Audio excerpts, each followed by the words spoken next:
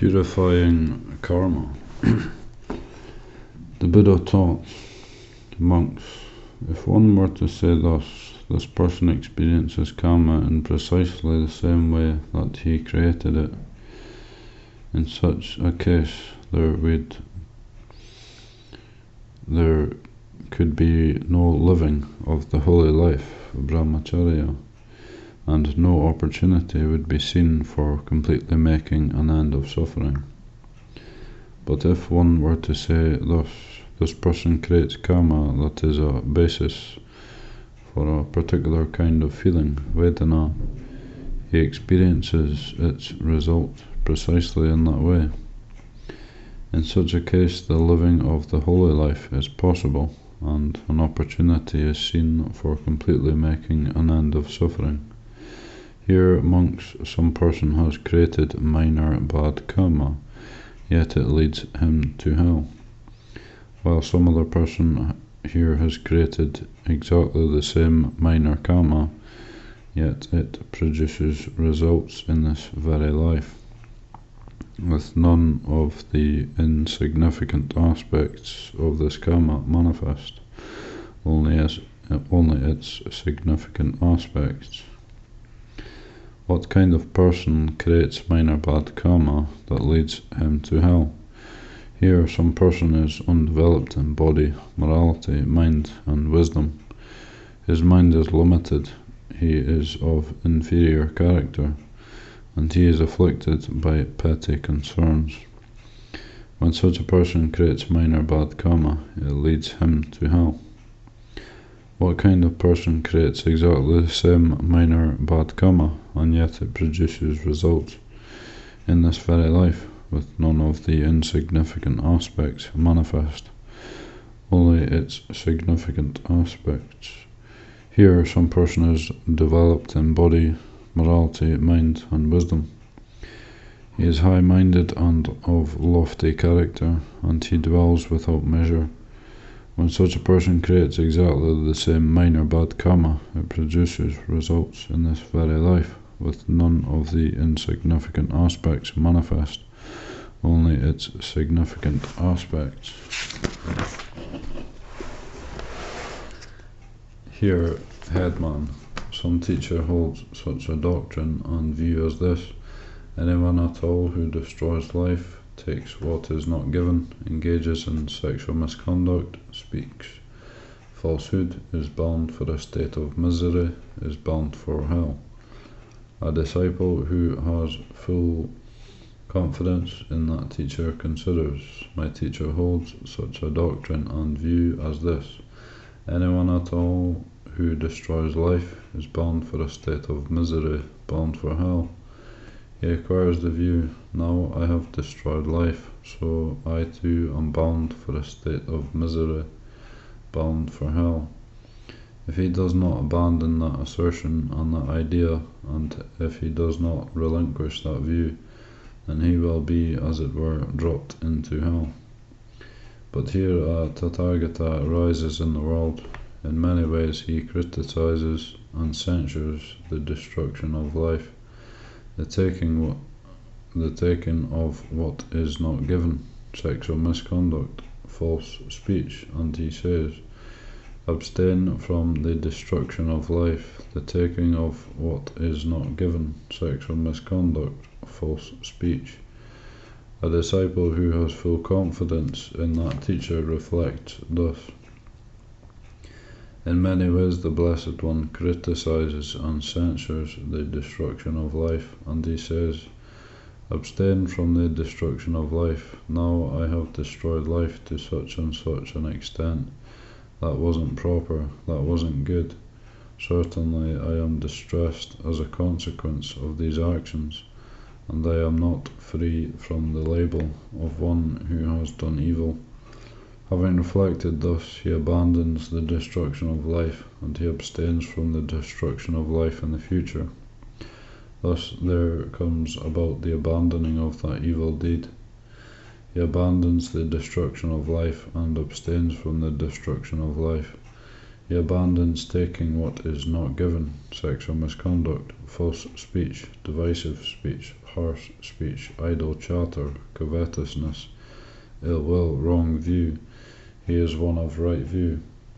That noble disciple who is thus devoid of covetousness, devoid of ill will, undeluded, clearly comprehending, ever mindful, dwells pervading one quarter, with a mind imbued with loving kindness.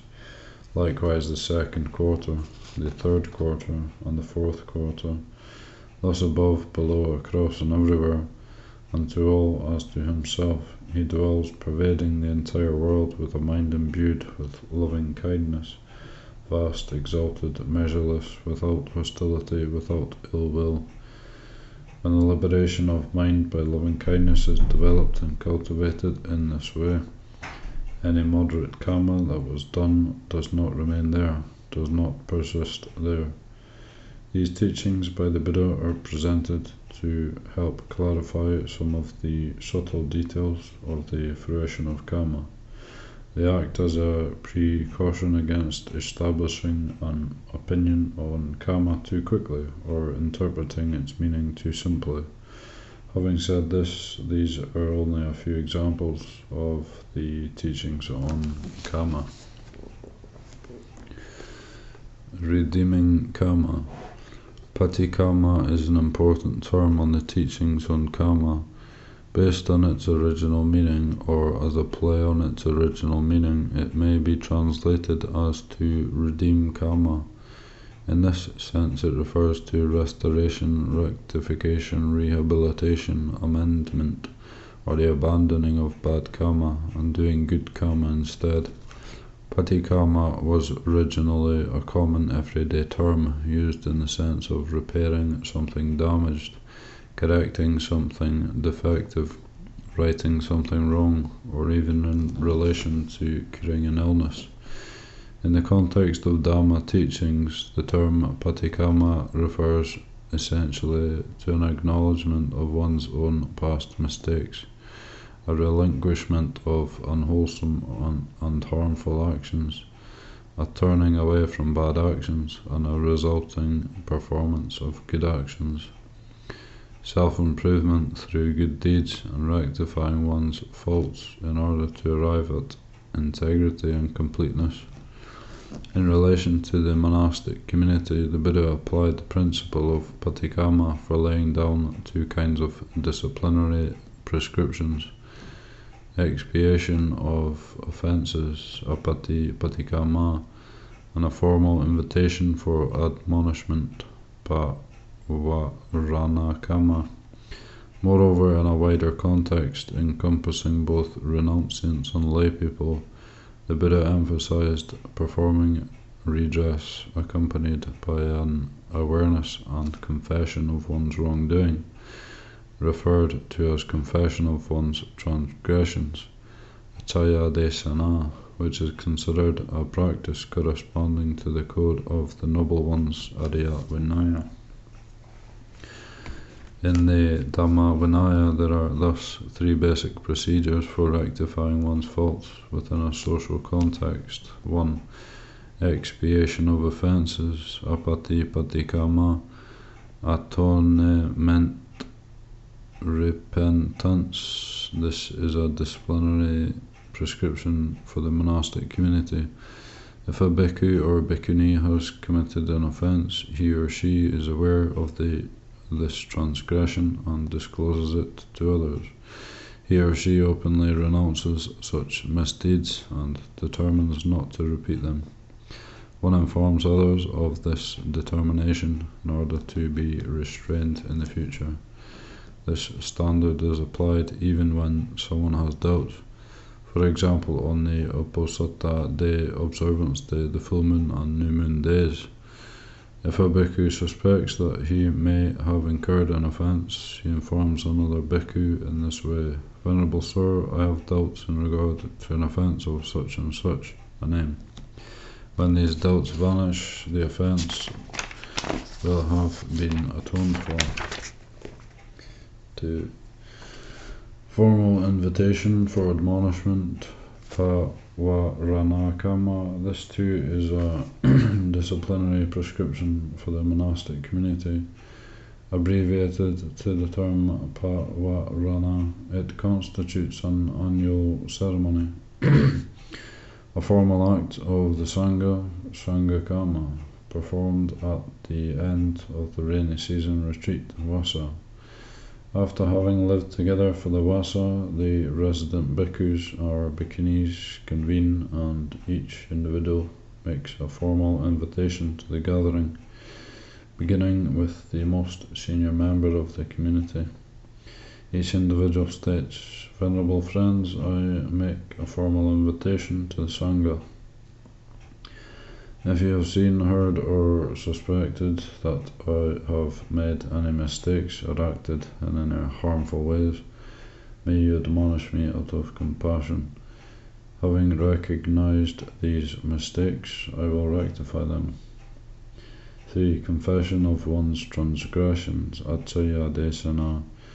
This is a principle of conduct integral to the noble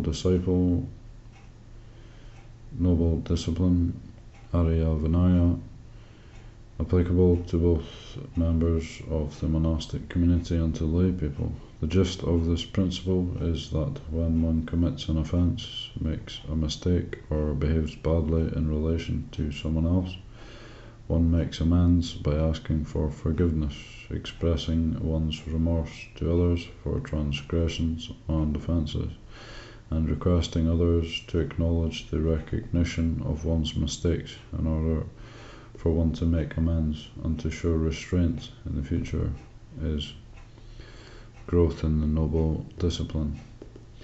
There are many stories in the Tipitaka of lay people and even monks who act offensively towards the Buddha.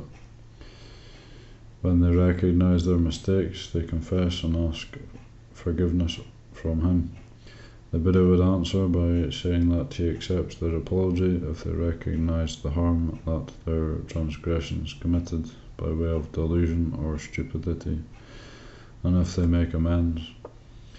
He would reiterate how acknowledging one's mistakes, making amends, and being careful in the future is growth in the noble discipline. Take, for example, the archer who was hired to assassinate Buddha. He went to express his remorse to the Buddha, who stated, "Because you see the harm in that which is harmful and make genuine amends, I accept and acknowledge your mistake. For anyone who discern the harm in the harmful and to make righteous amends by afterwards showing caution is growth in the noble discipline." This principle of rectification, Patigama, is a way of applying the law of Kamma for spiritual development. One develops one's intentional conduct, at least to the extent of making amends for past misdeeds, so that one's future actions are improved and bad actions are replaced by good actions. One does not sit by idly due to a fear of generating Kamma, as is espoused by the doctrine of the Niganta. And very importantly, after making mistakes, one does not fret, bemoan, get depressed, or get caught up in the past, which only compounds unwholesome tendencies, leads to missed opportunities, and increases suffering. Having made mistakes, one recognizes them for what they are.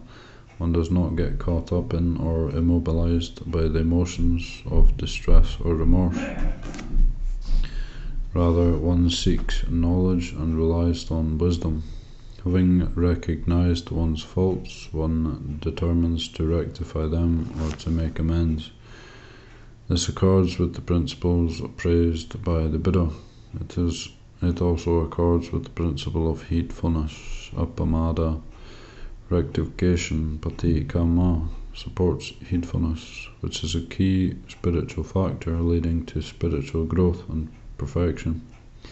The following verses by the Buddha in the Dhammapada complement this subject of redemption and rectification. The same verses were uttered by Venerable Angulimala while enjoying the bliss of liberation after he was reborn in the noble discipline by realizing the fruit of arahantship. Whoever was heedless before and afterwards is not, such a one illumines this world like the moon freed from clouds. Whoever cancels out evil deeds by way of wholesome deeds, such a one illumines this world like the moon freed from clouds.